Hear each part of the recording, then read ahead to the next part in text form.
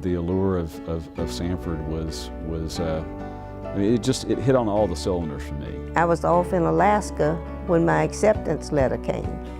And I happened to call home and Mother said, "You have a letter here from Cumberland." And I said, "Well, open and see what it is." Knowing that I had been denied because I applied so late. And she said, "Oh, you've been accepted to Cumberland." So I came back, quit my job, and started school. I was in the financial consulting business with a local firm, and in the mid-'80s I got married, and a couple of years later I had an infant and a toddler, and decided to retire from financial consulting and decided to be a stay-at-home mom. So that just gave me an opportunity to pursue a graduate degree. I went and checked out a VHS tape in the library and watched Dr. Courts give some sweeping overview of Samford. We took a family trip to Birmingham and visited, and that's where I ended up. My folks were really pleased with it. It turned out to be one of the best decisions that I've ever made in my life.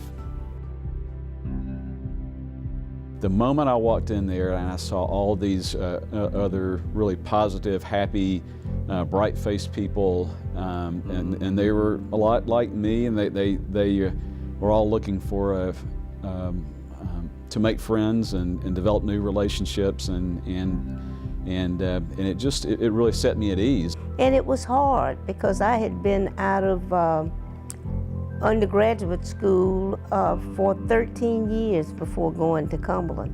So getting back in the routine of having to study, and I mean study hard and read your eyeballs out, was something different for me. And I just wondered, what had I done? What I had done, quitting my job and going to law school. I didn't really get clicked in until after Thanksgiving. I went home for Thanksgiving, some friends came home with me and came back, and it was pretty smooth after that. But the first couple of weeks were really nerve-wracking. So I became a Pi Cap, and the fraternity has to be one of the highlights of my time there at Samford, just because of the relationships that I developed. If you get clicked into Samford, and if you like Samford, like I did, then you find it very easy to be there. I got involved as a senator for a couple of years, and then I ran for SGA president, and was elected to SGA president and served my junior year in that capacity. And that opened up a number of doors for me that I, a small town guy, would have never had otherwise. Those things were formative in my life and developing me into the leader that I am today. Well, there are just so many things that you could talk about when you talk about being proud of Samford. First and foremost, I'm proud of our students. We have an unbelievable student body. I'm proud of the fact that we have grown that student body over the last few years, and the level of the student body, the kids we're getting now from the places that we're recruiting from. I think all of that has made for a stronger student body. It was a lot of camaraderie among the students there at Cumberland. Many of which I see now in court. They come before me now in court. So some of us have made a long-term friendship. Everyone that I keep up with, and I keep up with quite a few people, they're all very driven people, but they're all very thoughtful people. And I don't think that any one thing in their life consumes them. One of my classmates that finished with me in Cumberland invited me down to Palm Beach to speak before the bar. And you maintain that sense of closeness no matter where you go. I really enjoyed almost every one of the professors I had. There are several that come to mind, but I don't recall having, other than math, I had to take calculus, which I was terrible at and completely lost. But other than that, it couldn't have been a better classroom experience. There was a tremendous amount of understanding and support from the professors within those classes to know that it was probably hard to be there from 6 to 9 at night after having done a full day's or a full week's work. I had this one professor, Dean Corley, who taught me property. And every day of that class, Dean Corley called on me. I learned probably more about property than I did any other class I took at Cumberland, because I was always reading and up on that class. When I went to Cumberland, I was wearing straight out glasses for nearsightedness. And when I came out, I was wearing trifocals. I took a speech course that was taught by Dr. Bill Cooley.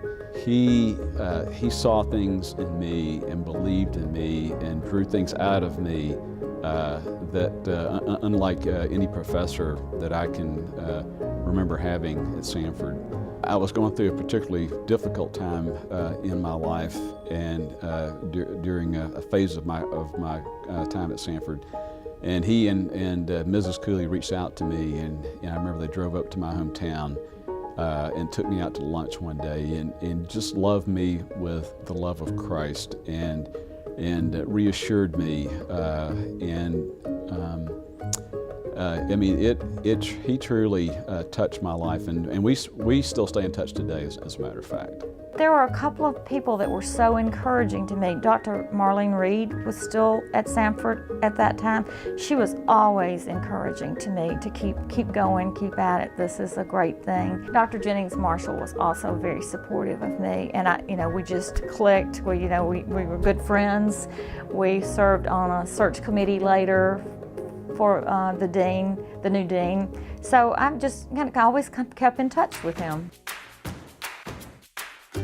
I remember just being very nervous because you knew you had to burn the midnight oil if you didn't want to be embarrassed. One interesting aspect of me going back to Samford is I actually needed a couple of undergraduate classes. And so I was there during the day for a couple of classes and could see the younger student body. And I was welcomed into those classes just like any other 18-year-old. I think probably one of the most entertaining things I did while I was there is that my senior year I wrote an editorial one time to the newspaper over some ridiculous thing that somebody else had written. It needed a response, it demanded a response.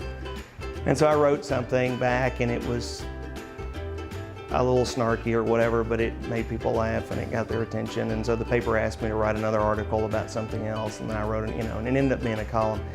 And I had more fun coming up with ways to push buttons and get people riled up a little bit, because at Samford everything seems to move so smoothly all the time, or at least there's that appearance of everything working like it should. And it doesn't always do that. So it was really fun. While I was at Samford, I was involved with PICAP and step singing. We won step singing a number of times while I was there. And just the whole experience of stepping out onto that stage with a couple thousand people out in the audience, and all the cheering and just the enthusiasm and the school spirit, those were fun times. You don't want to get cheesy about it or corny, but I just had the best time, and it was such a good experience that it's hard to convey that, because there's so many things about it that were positive for me. I was nominated for Alumni of the Year, and I was very pleased. You couldn't help but be pleased that somebody thought enough of you to nominate you or name you for Alumni of the Year.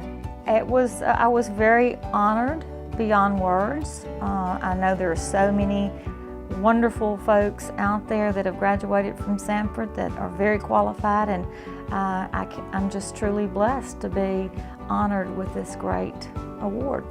I am humbled that the school would recognize me. First of all, it totally came out of the blue and was a surprise to me.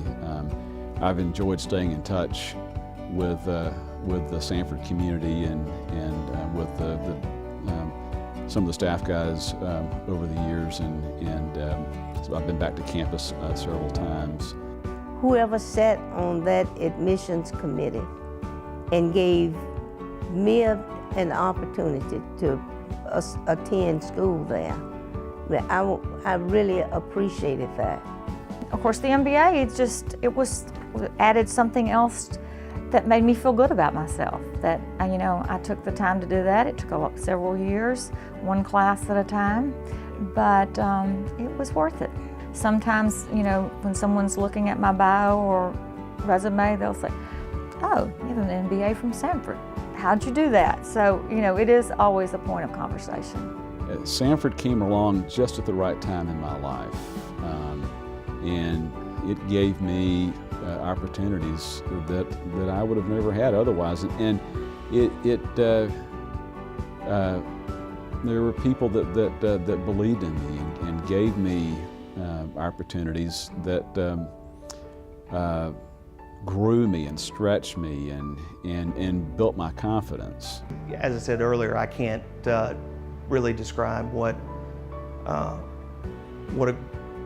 great experience Samford has been, and what a life-changing experience it's been for me. And it may not always be outwardly shown by me, but it certainly is something that I carry with me all the time. And